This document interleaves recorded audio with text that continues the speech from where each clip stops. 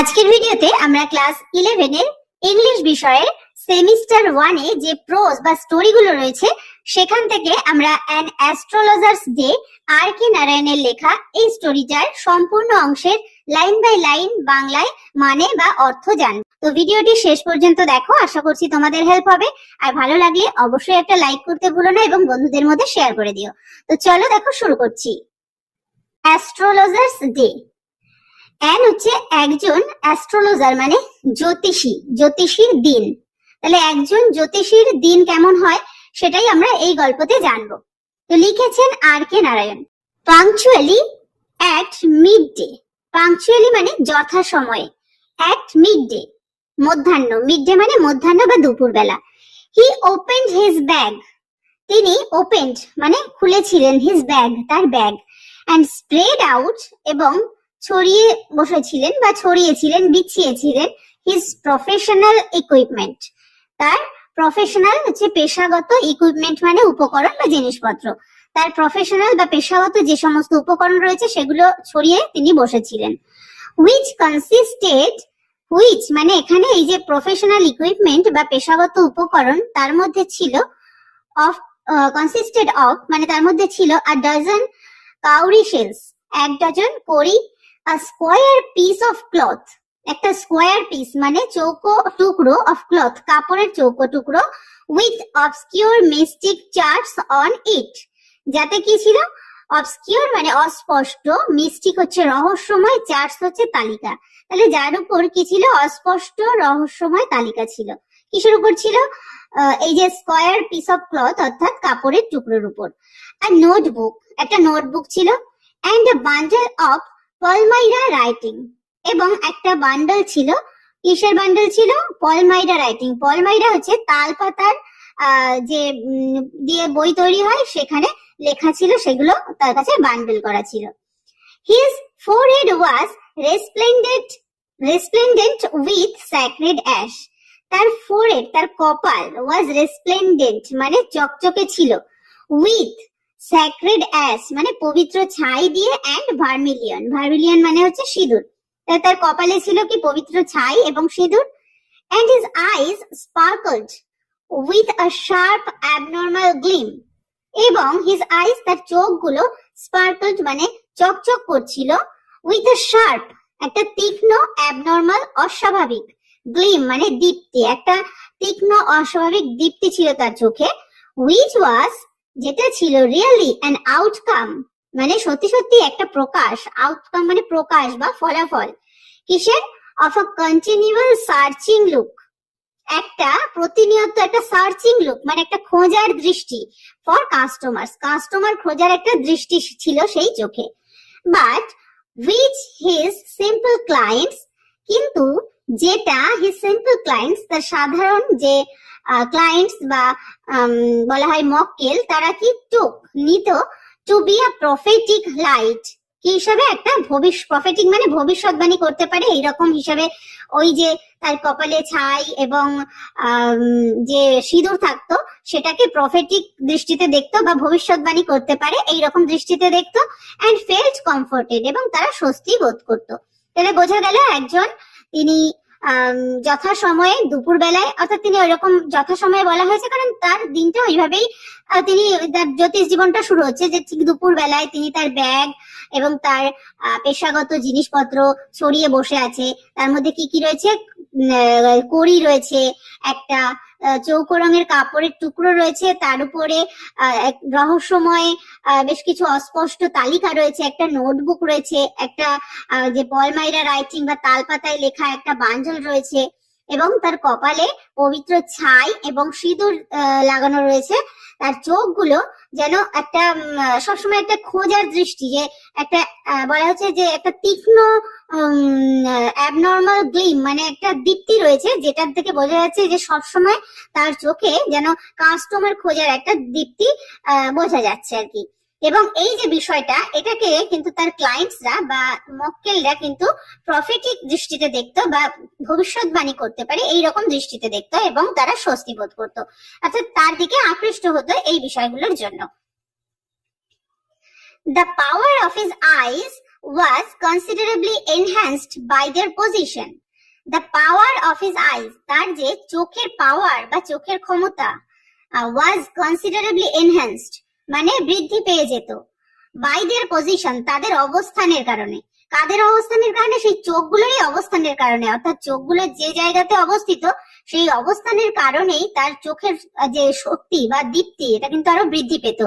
কোথায়? দেখো, placed as they were between the painted forehead and the dark whiskers which streamed down his cheeks.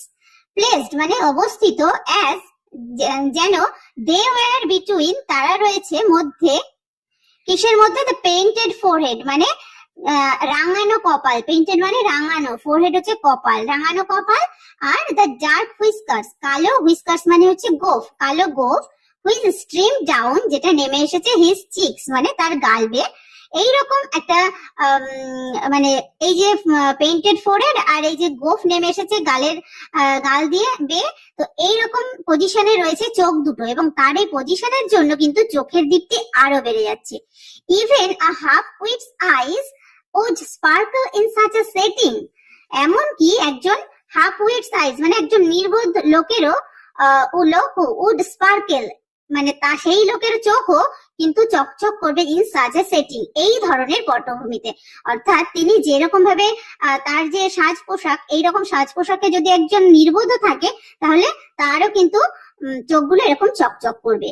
Two crown the effect, to crown মানে আরো জোরদার করতে, the effect এই ব্যবস্থাটাকে বা এই অবস্থাটাকে আরো জোরদার করতে, হি ওন্ড আ স্যাফরন কালার টার্বান, হি ওন্ড মানে তিনি জড়িয়েছিলেন আ স্যাফরন কালার টার্বান, একটা গেরুয়া রঙের টার্বান মানে হচ্ছে পাগড়ি, অ্যারাউন্ড হিজ হেড তার মাথার চারপাশে, তাহলে একটা পাগড়িও জড়িয়েছিলেন।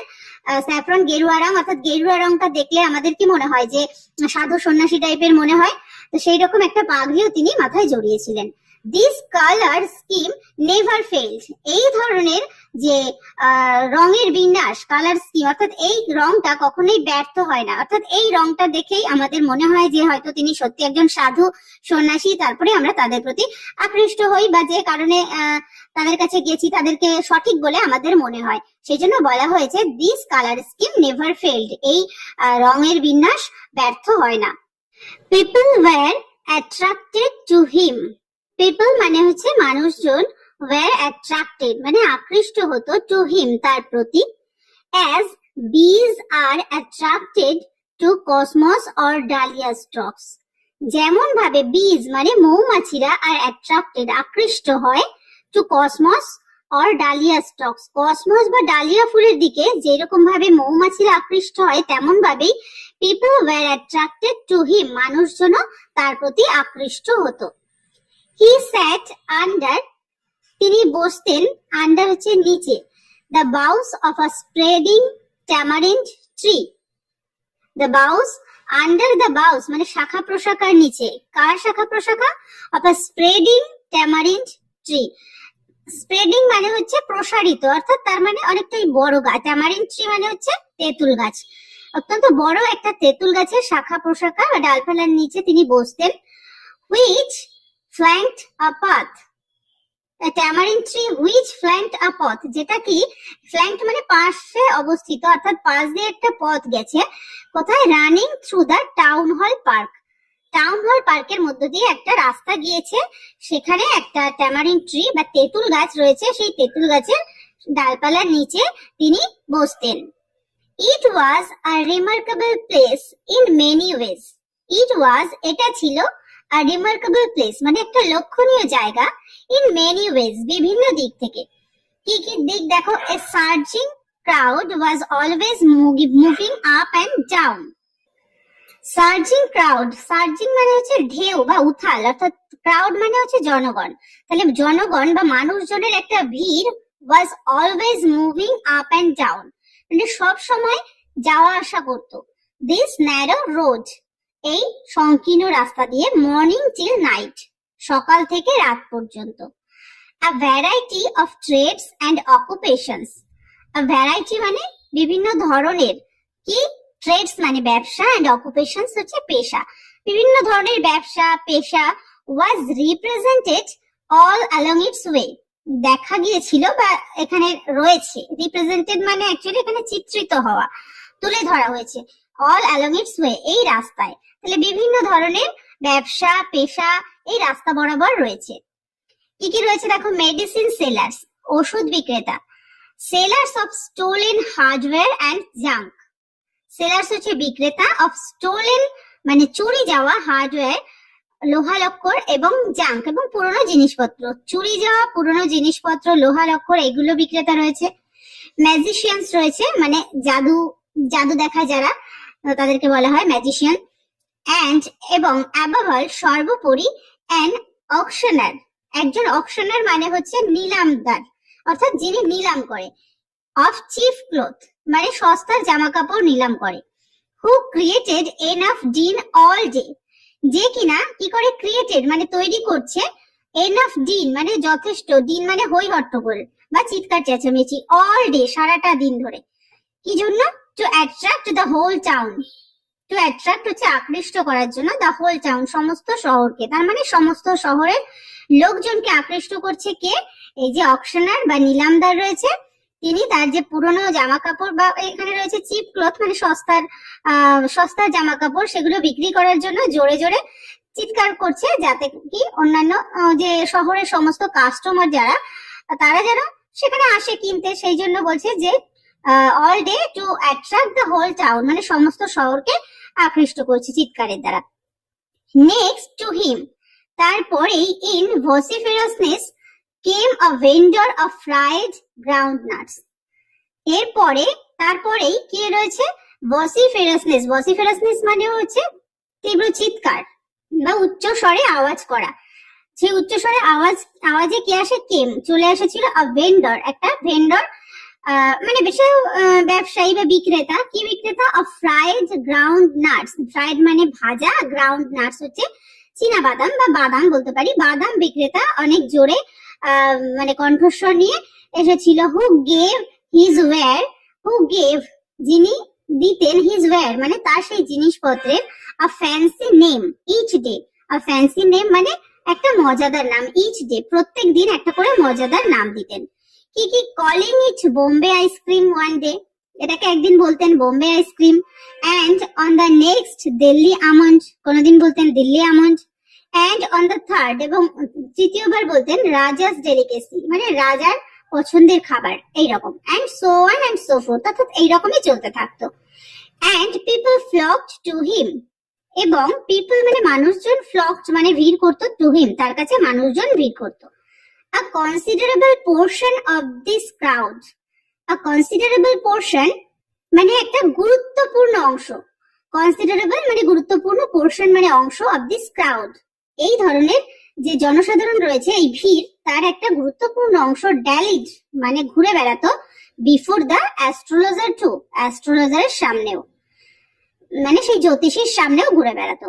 দ্য অ্যাস্ট্রোলজার ট্রান্সাক্টেড হিজ বিজনেস, সেই যে জ্যোতিষী ট্রানজাক্টেড মানে পরিচালনা করতেন, হিজ বিজনেস তার ব্যবসা, by the light of a flare, by the light আলোর দ্বারা, অফ এ ফ্লেয়ার, ফ্লেয়ার মানে মশাল, মশালের একটা আলোর দ্বারা, which crackled and smoked up যেটা চরচর করে শব্দ করতো এবং ধোঁয়া বেরোতো, above the ground nut heap nearby, কোথা থেকে? সেই যে গ্রাউন্ড নাট রয়েছে অর্থাৎ যে বাদাম বিক্রি করতে এসছে সেই বাদামের হিপ মানে স্তূপ, নিয়ার বাই হচ্ছে পাশে, তাহলে পাশের যে বাদামের স্তূপ রয়েছে সেখানে একটা মশাল জ্বলে, সেই মশাল কিরকম? ক্র্যাকেলড মানে চরচর করে আওয়াজ হয়, স্মোকড আপ মানে হচ্ছে ধোঁয়া বেরোয়, তো সেই মশালের আলোয় আলোকিত হতো এই অ্যাস্ট্রোলজার বা জ্যোতিষী যেখানে বসতেন সেই জায়গাটা, সেই জন্য বলা হচ্ছে যে অ্যাস্ট্রোলজার ট্রান্সাক্টেড হিজ বিজনেস, জ্যোতিষী তার সেই ব্যবসা চালিয়ে যেতেন সেই লাইটের দ্বারা। কিসের লাইট? মশালের আলো। সেই মশালের আলোটা আসতো কোথা থেকে? সেই যে গ্রাউন্ড নাট বা বাদাম বিক্রি করতেন সেখানে সেই বাদামের স্তূপে জ্বালানো থাকতো, সেখান থেকে সেই আলোটা আসতো। Half the enchantment of the place was, half the enchantment, enchantment মানে হচ্ছে আকর্ষণ, মানে অর্ধেক আকর্ষণ অফ দ্য প্লেস এই জায়গাটার, was due to the fact ছিল এই কারণে, তার মানে সেই জায়গাটার যে অর্ধেকটাই আকর্ষণ এই কারণে, দ্যাট যে ইট ডিড নট হ্যাভ এটার ছিল না দ্য বেনিফিট সুবিধা of municipal lighting, municipal lighting মানে শহরের কর্তৃপক্ষের যে আলোর ব্যবস্থা, সেই লাইটের কোনো ব্যবস্থা এই জায়গায় ছিল না, সেই জন্য এই জায়গাটা মানে কি আরো আকর্ষণীয় ছিল। The place was lit up, সেই জায়গাটা আলোকিত হতো বাই শপ লাইটস, কার দ্বারা? দোকানের আলোর দ্বারা আলোকিত হতো। ওয়ান অর টু, একজন বা দুজনের